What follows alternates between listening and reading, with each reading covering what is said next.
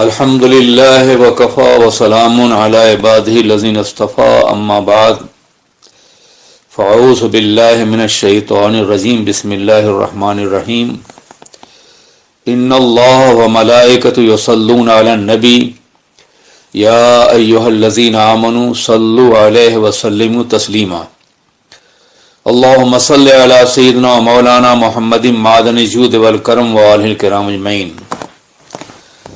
سامعین کرام، خواتین و حضرات، السلام علیکم ورحمۃ اللہ وبرکاتہ. قرآن پاک کے دوسرے پارے کا آغاز تحویل قبلہ کی آیت کے ذریعے سے ہو رہا ہے. اللہ کے رسول تاجدار دو عالم صلی اللہ علیہ وسلم کی خواہش تھی کہ ہمارا قبلہ بھی وہی ہو جو جناب آدم، جناب نوح اور جناب ابراہیم علیہ السلام کا تھا. جب مکہ مکرمہ میں آپ پہ نماز فرض ہوئی تو آپ نے بیت المقدس تک رک کر کے نماز شروع فرمائی، اور جب مدینہ طیبہ میں آپ تشریف لائے تو آپ کے دل میں یہ بارہا خواہش ہوئی کہ کاش ہمارا قبلہ وہ ہوتا جو قبلہ ابراہیم تھا علیہ الصلاۃ والسلام. مکہ مکرمہ میں اس خواہش میں اس لیے شدت نہیں تھی کہ جب کعبہ مقدسہ کی طرف رک کر کے نماز پڑھتے تو بیت المقدس بھی سامنے ہوتا تھا، سمت ایک ہی تھی. لیکن جب مدینہ طیبہ میں آپ تشریف لائے تو بیت المقدس جانب مخالف ہو گیا، اور اب آپ بیت المقدس اور نماز پڑھتے تو قبلے کی طرف آپ کی پشت ہوتی تھی. یہ خواہش اس لیے بھی تھی کہ انہیں علم تھا کہ جناب ابراہیم علیہ السلام نے کعبہ مقدسہ کی تعمیر کے وقت یہ دعا کی تھی کہ اللہ ہماری اولاد میں کسی ایسے کو پیدا فرما دینا جو کتاب کی تعلیم دے، تزکیہ نفس کرے. گویا اس دعا میں یہ بات پوشیدہ تھی کہ کعبہ مقدسہ کی آبادی کا انتظام بھی ان کے ذریعے سے ہو. یہ صحیح ہے کہ بہت دنوں تک جو لوگ دین ابراہیمی قائم تھے انہوں نے کعبہ مقدسہ کی حرمت کا خیال رکھا اور عبادت کرتے رہے. لیکن جب شیطان کے اغوا اور فریب کی بنیاد پر قریش نے کعبہ مقدسہ کو بتوں سے بھر دیا تو کعبہ کا وہ رول جو قرآن عظیم کے اندر موجود ہے وہ باقی نہیں رہا. یہاں تک کہ حضور سید عالم سرور کائنات محمد الرسول اللہ صلی اللہ علیہ وسلم تشریف لائے، جب تک آپ مکہ مکرمہ میں تھے آپ نماز ادا فرماتے، لیکن جب مدینہ طیبہ میں ہجرت کر تشریف لائے تو یہ خواہش مزید شدت اختیار کر گئی کہ کاش ہم کعبہ مقدسہ رک کر کے نماز پڑھ سکتے. مگر خود اپنی مرضی سے وہ کوئی کام نہیں کرنا چاہتے تھے، اس لیے کہ تمامی پیغمبران کرام سرور کائنات علیہ الصلاۃ والسلام سمیت اپنے ہر عمل میں اللہ کی مرضی اور حکم کے تابع ہوتے تھے. اور تحویل قبلہ ایک ایسا معاملہ تھا کہ جس کے لیے اپنی مرضی سے آپ نے فیصلہ کرنے کے بجائے اللہ کے حکم کا انتظار کیا. اللہ تبارک و تعالی نے تبدیلی قبلہ سے پہلے ان آیات کریمہ کے ذریعے سے جو دوسرے پارے کے آغاز میں موجود ہیں امت مسلمہ کو اور سرور کائنات محمد الرسول اللہ صلی اللہ علیہ وسلم کو یہ خبر دی کہ تبدیلی قبلہ کے بعد یقین کفار قریش اور یہود مدینہ دونوں یہ کہیں گے کہ آخر ان لوگوں نے قبلہ کیوں بدل دیا. کیا بات تھی جس کی بنیاد پر انہوں نے تبدیلی قبلہ کا فیصلہ کیا؟ ان کے ذہن میں یہ بات تھی کہ قبلہ پیغمبر اعظم نے اپنی خواہش کی بنیاد پہ بدلا ہے. انہیں یہ معلوم نہیں تھا کہ قبلے کی تبدیلی پروردگار عالم کے فیصلے سے ہوئی ہے. اس لیے چونکہ یہ اعتراض ہونے والا تھا، اس لیے اللہ رب العزت نے آقائے دو جہاں صلی اللہ علیہ وسلم اور جملہ امت مسلمہ کو باخبر کر دیا کہ ان قریب تبدیلی قبلہ کے بعد یہ اعتراض کریں گے کہ آخر قبلہ کیوں بدل دیا گیا. انہیں معلوم نہیں ہے کہ مسلمان سمتوں کی پرورش نہیں کرتا، پر سمتوں کی پوجا نہیں کرتا، عبادت نہیں کرتا، بلکہ وہ صرف اپنے اللہ کی بات کرتا ہے. اور اللہ کی ذات ہر جگہ ہے، وہ سمتوں سے پاک ہے. کعبہ مقدسہ ہو یا بیت المقدس، اس کو قبلہ اس لیے بنایا گیا تھا تاکہ امت مسلمہ کا اجتماعی سجدہ ایک سمت میں ہو. اجتماعیت کے مرکز کے طور پر قبلہ مقدسہ کا حکم دیا گیا، ورنہ قبلہ خود معبود نہیں ہے. معبود تو رب البیت ہے، پروردگار عالم ہے، خدائے قدیر و جبار ہے. اس لیے اگر سمتوں میں کوئی تبدیلی ہو گئی ہے تو اس سے اللہ کی بندگی میں کوئی فرق نہیں پڑتا. مسلمان قبلے کی پرستش نہیں کرتا، اس ذات کی پرستش کرتا ہے جو قبلے کا بھی رب ہے. چنانچہ اللہ ارشاد فرماتا ہے بسم اللہ الرحمن الرحیم سیقول السفہاء من الناس ما ولاہم عن قبلتہم التی کانوا علیہا قل للہ المشرق والمغرب یہدی من یشاء الی صراط مستقیم. ان قریب احمق لوگ یہ کہیں گے کہ کس بات نے انہیں قبلے کی تبدیلی پر آمادہ کیا جس پہ پہلے وہ تھے. تو اے پیغمبر فرما دیجئے کہ مشرق ہو یا مغرب ہو، یہ صرف اللہ کے لیے ہے. وہی خالق ہے شرق و غرب کا، وہی مالک ہے کائنات کی تمام سمتوں کا. اللہ جسے چاہتا ہے اسے صراط مستقیم تک ہدایت دیتا ہے. اب صراط مستقیم کا مرکز کعبہ مقدسہ ہو گیا ہے، اس لیے اللہ تبارک و تعالیٰ نے اپنے حبیب کو حکم دیا کہ بیت المقدس سے رخ پھیر کے کعبہ مقدسہ کی طرف اپنا رخ کر لو.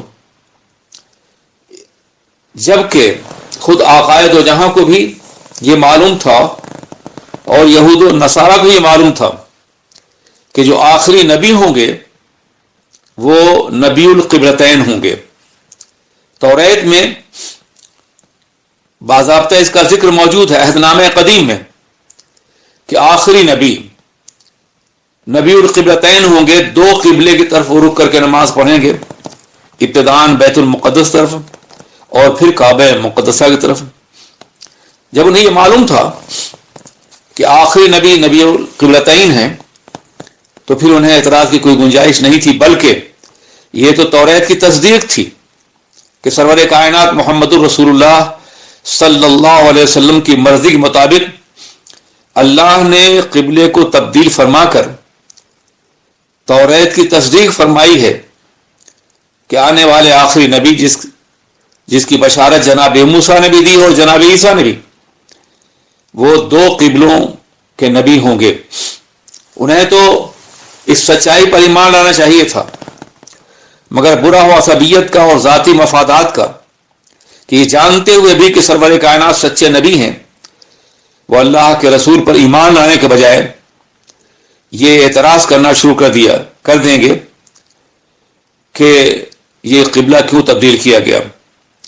یہ آیت شریفہ تبدیلی قبلہ اور تحویل قبلہ سے پہلے نازل کی گئی، جس کا بنیادی مقصد یہ تھا کہ جب یہ ہنگامہ کھڑا ہو اور کفار مکہ اور یہود و نصارہ یہ اعتراض کرنے لگیں کہ قبلہ کیوں بدلا گیا، تو مسلمان پہلے ہی سے مطمئن رہیں کہ ان کے اعتراض کا اثر ان کی زندگی پہ بالکل نہیں پڑے گا، اس لیے کہ قبلہ بحکم الہی بدلا گیا ہے اور سرور کائنات محمد الرسول اللہ نبی القبلتین ہیں، اور یہ قبلہ اللہ کی مرضی کے مطابق ہی بدلا گیا تھا۔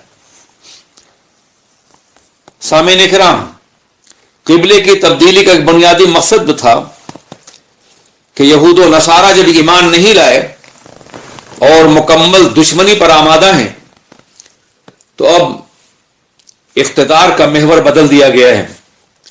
پہلے خیر امت کا لقب یا بہترین قوم کا منصب یہود کو دیا گیا تھا، لیکن اب یہ منصب سرور کائنات کی تشریف آوری کے بعد امت مسلمہ کو عطا کر دیا گیا ہے۔ کنتم خیر امت اخرجت للناس، تم ایک بہترین امت اس لیے پیدا کیے گئے ہو تاکہ تم لوگ برائیوں سے روکو اور بھلائیوں کا حکم دو۔ یہ خیر امت کا منصب اب امت مسلمہ کو دیا جا رہا ہے، اس لیے قبلہ بھی وہی ہوگا جو امت مسلمہ کا اولین قبلہ تھا۔ یاد رکھیے، جتنے بھی پیغمبران کرام تشریف لائے ہیں وہ سب کے سب مسلمان ہی تھے، اسلام ہی ان کا بھی مذہب تھا۔ لوگوں نے، مختلف مذاہب کے فالوورز نے، ماننے والوں نے اپنی اپنی مرضی کے مطابق اپنے مذاہب کے نام رکھ لیے۔ یہودیت کو یہودیت توریت میں نہیں کہا گیا ہے، بلکہ یہودیت قبیلہ یہودا کی بنیاد پہ یہودیوں نے خود اپنا نام رکھ لیا ہے۔ عیسائیت جناب عیسیٰ علیہ السلام کا مذہب نہیں ہے، ان کا بھی مذہب اسلام ہے، لیکن عیسائیوں نے اپنے مذہب کا نام عیسائیت رکھا۔ اسلام تنہا وہ عالمی مذہب ہے ساری کائنات کا، جناب آدم سے لے کے سرور کائنات تک اور رہتی دنیا تک،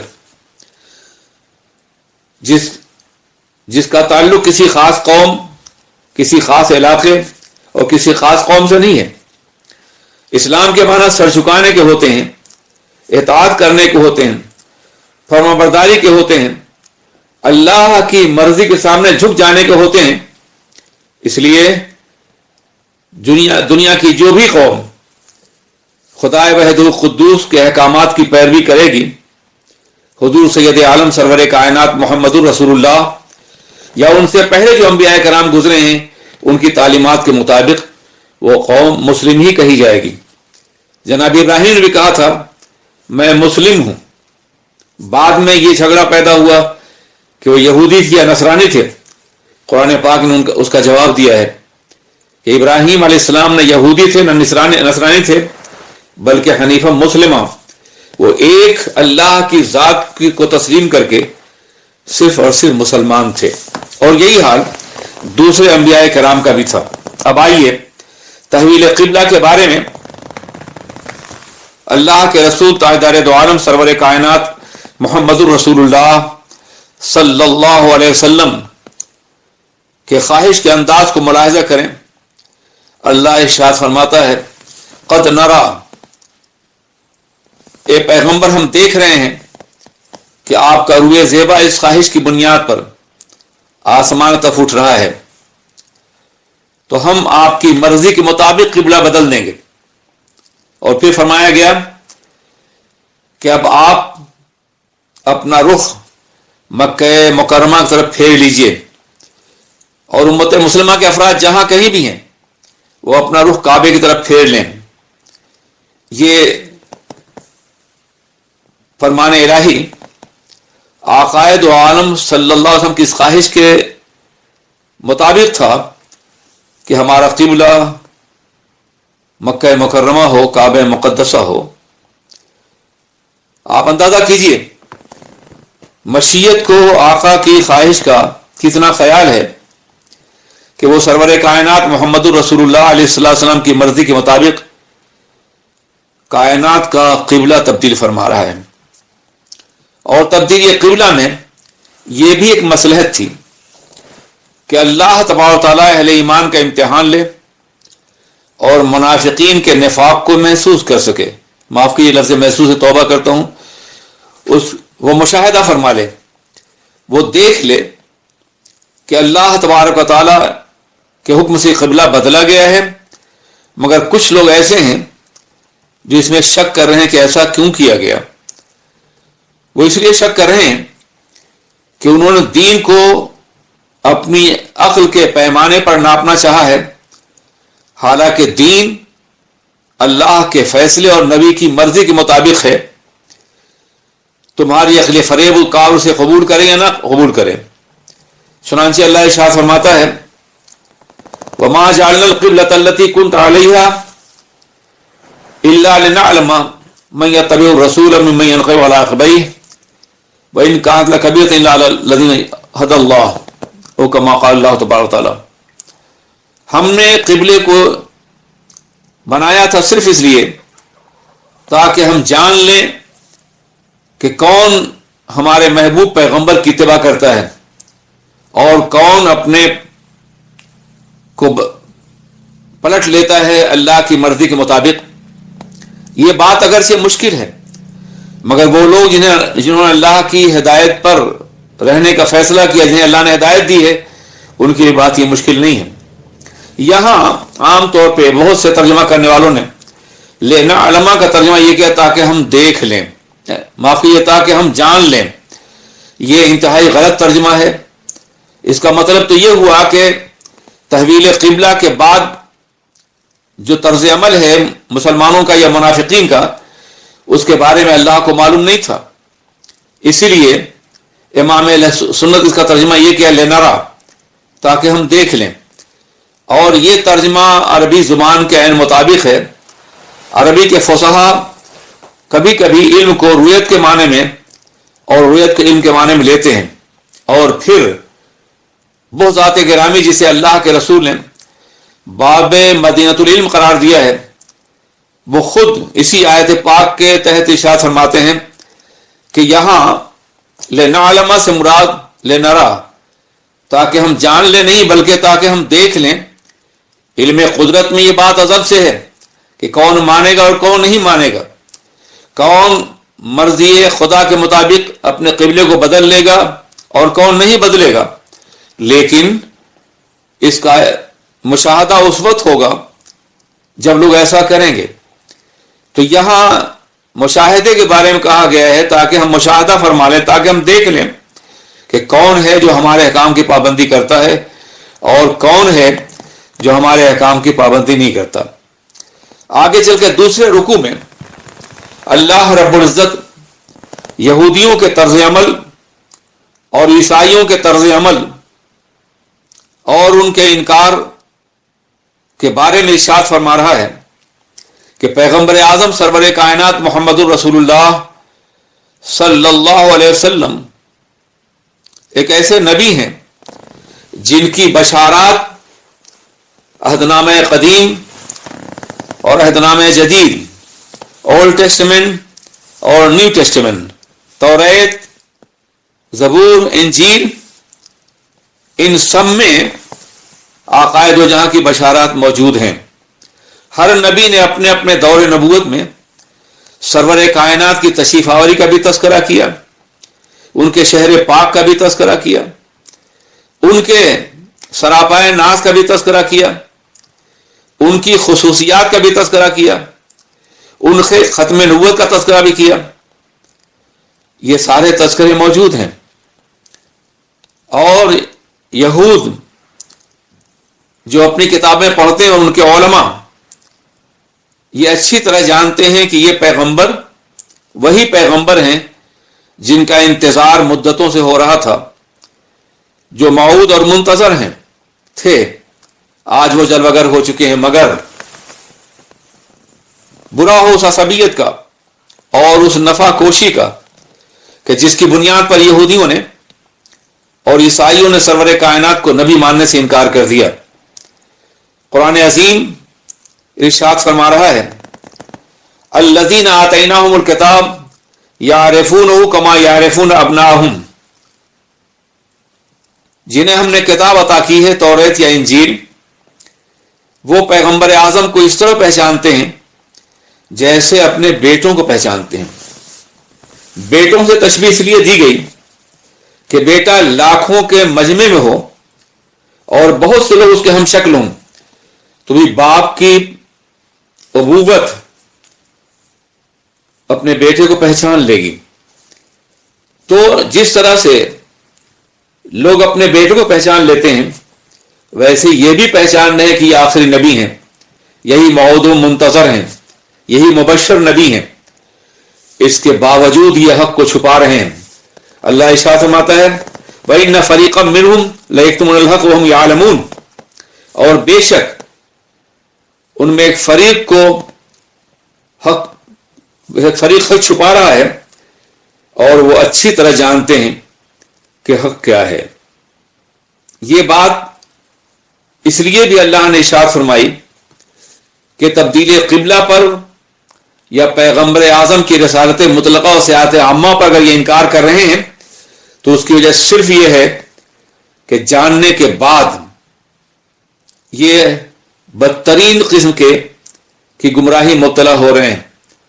نہ جانتے تو انکار کی گنجائش تھی، لیکن تورات انجیل کی بشارتوں کے باوجود بھی یہ جان کر کے کہ یہ نبی ہیں، اس کے باوجود انکار کرنے کا مطلب یہ ہے کہ وہ اپنے مفادات اور اپنی عصبیت جاہلیہ کی بنیاد پر سرور کائنات کی عظمت کا، ان کی نبوت کا انکار کر رہے ہیں، اس لیے کہ ہدایت یافتہ صرف وہی لوگ ہوں گے جن کو اللہ اپنی ہدایت سے نوازنا چاہے گا۔ رکوع نمبر 3 میں اللہ تبارک و تعالیٰ نے اہل ایمان کو ایک عظیم نسخہ کیمیا عطا فرمایا ہے کہ جب بھی تمہیں کوئی مشکل پیش آئے، جب بھی کوئی دشواری ہو اور جب بھی کسی المیت سے دوچار ہو تو تمہیں نماز اور صبر کے ذریعے سے مدد طلب کرنی چاہیے۔ یا ایھا الذین آمنوا استعینوا بالصبر والصلاۃ ان اللہ مع الصابرین، اے ایمان والو صبر اور نماز کے ذریعے سے اپنے اللہ سے مدد طلب کرو۔ صبر کو اور نماز کو وسیلہ بناؤ، صبر کرو مصائب پر، مشکلات پر، اور اللہ کی بارگاہ میں سر جھکاؤ تو تم اپنے اللہ کا قرب حاصل کر لو گے۔ حضرات، صبر ایک ایسا عظیم عمل ہے کہ جس کی بنیاد پر اللہ تبارک و تعالیٰ کی معیت بندے کو نصیب ہوتی ہے۔ یوں تو شکر بھی بڑا عظیم عمل ہے، بندے کو شکر کرنے کا بھی حکم دیا گیا ہے اور صبر کی تلقین بھی کی گئی ہے، مگر شکر کا فائدہ یہ ہے کہ اللہ ارشاد فرماتا ہے وَإِن شَكَرْتُمْ لَأَزِيدَنَّكُمْ، اگر تم شکر ادا کرو گے، لَإِن شَكَرْتُمْ لَأَزِيدَنَّكُمْ، تو ہم اپنی نعمتوں کو بہت زیادہ بڑھا دیں گے۔ اسلوب بیان یہ ہے مولا کا کہ تم اگر شکر کرو گے، یہ پاسٹ ٹینس ہے، سمپل پاسٹ ٹینس، یعنی سادہ ماضی ہے، ماضی مطلق ہے۔ اگر تم نے شکر کیا، لَأَزِيدَنَّكُمْ، یہاں تاکید در تاکید ہے، تو یقیناً بلا شبہ ہم اپنی نعمتوں کو بڑھا دیں گے۔ لیکن صبر کرنے والوں کے بارے میں اللہ نے فرمایا ان اللہ مع الصابرین، بے شک اللہ صبر کرنے والوں کے ساتھ ہے۔ شکر کسی نعمت کے بعد کیا جاتا ہے اور صبر کسی مشکل کو برداشت کر کے کیا جاتا ہے۔ یقیناً صبر میں بندے کو زیادہ دشواریاں پیش آتی ہیں، اس لیے نعمت کے بڑھانے کا حکم دیا گیا اور صبر میں معیت الہی کے شرف سے نوازا گیا۔ اللہ کے ساتھ ہونے کا مطلب یہ ہے کہ جس مصیبت اور جس مشکل میں تم صبر کرو گے، پروردگار عالم یقیناً تمہاری مشکل دور فرما دے گا، اس لیے کہ جس کے ساتھ اللہ ہو اسے کوئی چیز تکلیف نہیں دے سکتی۔ ہاں، اگر بربنائی ابتلا اور آزمائش کبھی اللہ تمہیں کسی مشکل مبتلا کرے گا تو پھر تمہارے مراتب کو بڑھا دے گا، مرتبے میں اضافہ کر دے گا۔ صبر کے ہر لمحے کے مقابلے میں اللہ اپنی بے شمار عنایتوں سے تمہیں نوازے گا۔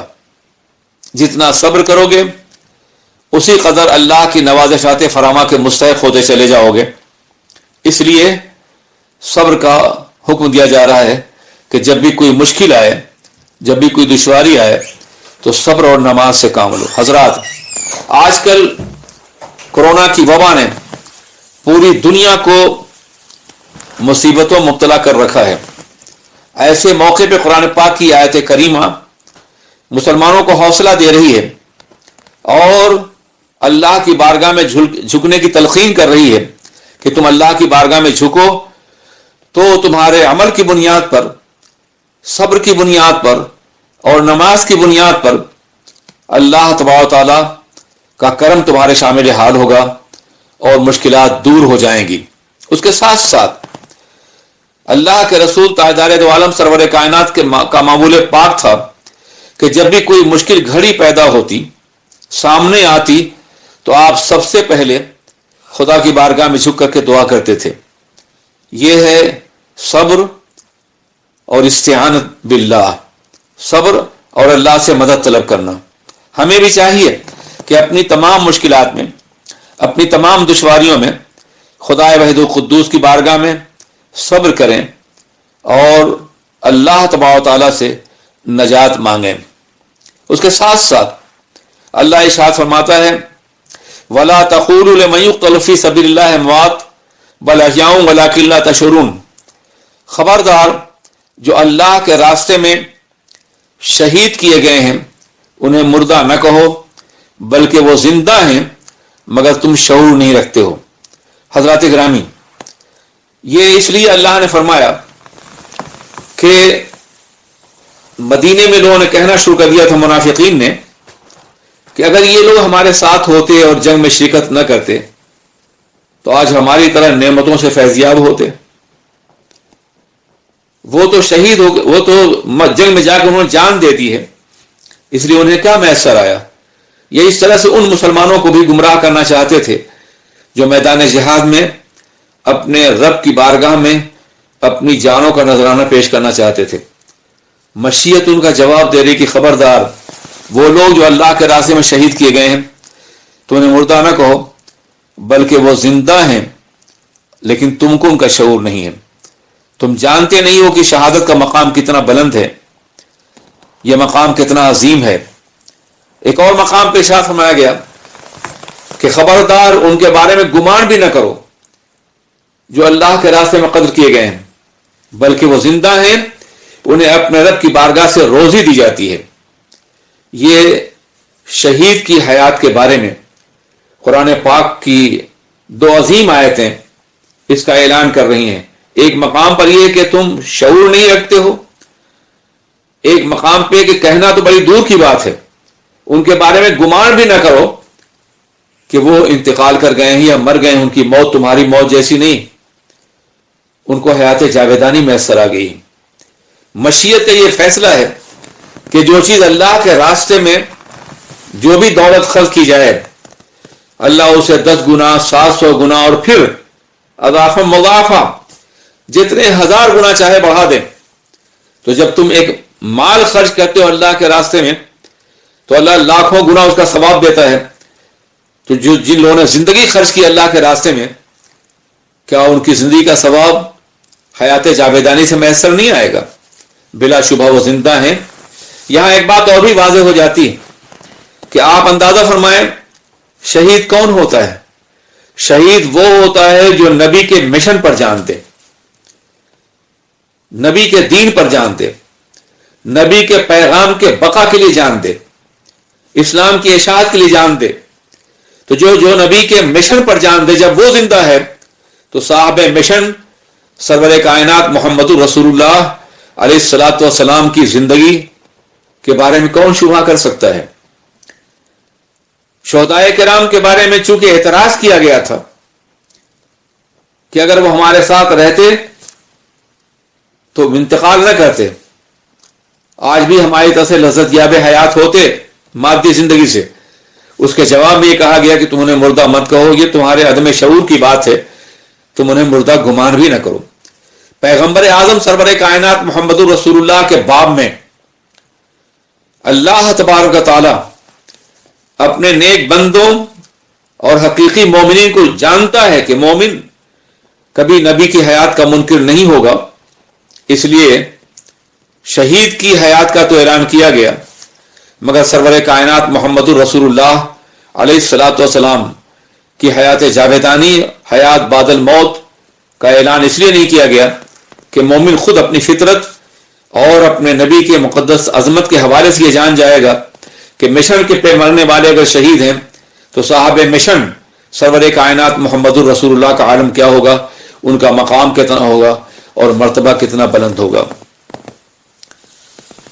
اس کے بعد اللہ ارشاد فرماتا ہے ایک مقام پر، ان الصفا والمروہ من شعائر اللہ، بے شک صفا اور مروہ یہ اللہ کی نشانیوں میں سے دو عظیم نشانیاں ہیں۔ صفا اور مروہ خانہ کعبہ سے قریب دو پہاڑیاں ہیں جن کی سعی کی جاتی ہے حج اور عمرے کے مقام پر۔ آپ کو تاریخ معلوم ہے کہ جب حضرت ہاجرہ رضی اللہ تعالی عنہا کو وہاں چھوڑا گیا، آج جہاں زمزم کا کنواں ہے، اور جناب ابراہیم علیہ السلام مرضی مولا کے مطابق اپنے ننھے شیرخوار حضرت اسماعیل علیہ السلام اور جناب ہاجرہ کو وہاں چھوڑ کے واپس چلے آئے، اور جناب اسماعیل بے پناہ شدید پیاسے ہوئے تو ایک پتھر کو انہیں لٹا دیا انہوں نے، اور صفا اور مروہ کے پہاڑیوں کے درمیان پانی کی تلاش میں پہاڑیوں کے درمیان میں 7 چکر لگائے انہوں نے۔ عالم یہ تھا کہ صفا اونچائی پہ ہے، تو جب وہاں سے روانہ ہوتی تو اپنے شہزادے جناب اسماعیل کو دیکھ لیتی تھی، اور جب میدان میں پہنچتی دوڑنا شروع کر دیتی، اور جب پھر اوپر جاتی پھر دیکھ لیتی تھی۔ تو عالم یہ ہے کہ کعبہ مقدسہ کی طرف رخ کر کے آج بھی لوگ دعا کرتے ہیں، صفا پہ بھی اور مروہ بھی۔ یہی بھی انداز حیات ہے جو جناب ہاجرہ نے اختیار فرمایا تھا، یہی وہ اسلوب ہے۔ آج بھی اسی طریقے سے میلین حضرین کے درمیان میں دوڑا جاتا ہے، اور صفا اور مروہ پہ کعبہ کی طرف رخ کر کے دعا کی جاتی ہے۔ آج بھی ان کے صدقے میں دعائیں قبول ہوتی ہیں۔ اب آپ یہ صفا اور مروہ کیا ہے؟ مجھے یاد ہے کہ یہاں عیسائیوں کے ایک بڑے عالم ہماری مسجد تشریف لائے تھے، میں تھا اور علامہ ارشد مصباحی بھی تھے میرے ساتھ۔ تو انہوں نے کہا کہ ذبیح جناب اسماعیل نہیں ہیں، جناب اسحاق ہیں۔ تو میں نے کہا نہیں، جناب اسماعیل ہیں، اور اس کی دلیل یہ ہے کہ انجیل میں مروہ کا تذکرہ موجود ہے، اور ظاہر مروہ اسرائیل میں نہیں، بیت المقدس میں نہیں۔ میں نے کتاب کھول کے دکھایا تو ان کے پاس اس کا کوئی جواب نہیں تھا، اور وہ خاموش ہو گئے۔ تو میں یاد کرنا چاہتا ہوں، صفا اور مروہ یہ دو پہاڑیاں تھیں، اور عجیب بات ہے ان دو پہاڑیوں پر 2 بت رکھے ہوئے تھے، اصاف اور نائلہ کے، اور ان بتوں کی پرستش کرتے تھے۔ ان کے بارے میں مشہور تھا کہ یہ دونوں مرد اور عورتیں ہیں، اور انہوں نے حرم میں گناہ کیا تھا، اور پھر انہیں باضابطہ پتھر بنا دیا گیا، اور پتھروں کے یہ بت موجود تھے، اور عہد رسالت سے پہلے وہاں باضابطہ عرب کے لوگ پوجا کرتے تھے۔ آپ اندازہ کریں جن پتھروں کی پوجا ہوتی تھی، جناب ہاجرہ کے قدمان ناز کے صدقے میں وہ جگہ عبادت کا مرکز بنا دی گئی ہے، اور شاعر اللہ میں سے ایک عظیم شعار کا نام دے دیا گیا ہے، ان الصفا والمروہ من شاعر اللہ، بے شک صفا اور مروہ شاعر اللہ میں سے ہیں۔ حضرات گرامی، رکوع نمبر 4 میں اللہ تبارک و تعالی اپنی مقدس آیات کونیہ کے حوالے سے اپنی ذات کا تعارف کرا رہا ہے۔ ان فی خلق السماوات والارض واختلاف اللیل والنہار والفلک التي تجری فی البحر بما ينفع الناس وما انزل اللہ من السماء من ماء فاحیا به الارض بعد موتها وبث فيها من كل دابة وتصريف الرياح والسحاب المسخر بين السماء والارض لآیات لقوم یعلمون۔ بے شک زمین و آسمان کی تخلیق میں، رات اور دن کے ایک دوسرے کے پیچھے آنے میں، اور وہ کشتیاں یا جہاز جو سمندروں میں چلتے ہیں جس سے لوگوں کو فائدہ پہنچتا ہے، اور وہ بارش جو اللہ نے آسمان سے نازل کی ہے جس سے زمین کو زندگی مل جاتی ہے مرنے کے بعد، اور پھر اللہ نے زمین پہ ہر طرح کے چوپائے پھیلا رکھے ہیں، اور جو ہوائیں چلتی ہیں، اور وہ بادل جو آسمان و زمین کے درمیان مسخر ہے، بلا شبہ ان تمام باتوں میں اللہ کی روشن نشانیاں ہیں ان قوموں کے لیے جو علم رکھتے ہیں۔ تفصیل بہت ہے، آج صرف اتنا ہی ہر گیا ہے کہ ضمیر گوید وحدہ لا شریک می گوید برگ درختان سبز در نزل ہوشیار ہر برق دفتریز معرفت کردگار وفی کل شیء لہ آیۃ تدل علی انہ واحد۔ السلام علیکم ورحمۃ اللہ وبرکاتہ۔ آج ہی SDI آڈیو کو سبسکرائب کریں، بیل آئیکن پر کلک کریں۔ ہماری حوصلہ افزائی کے لیے کمنٹس، لائک اور شیئر ضرور کرتے رہیں۔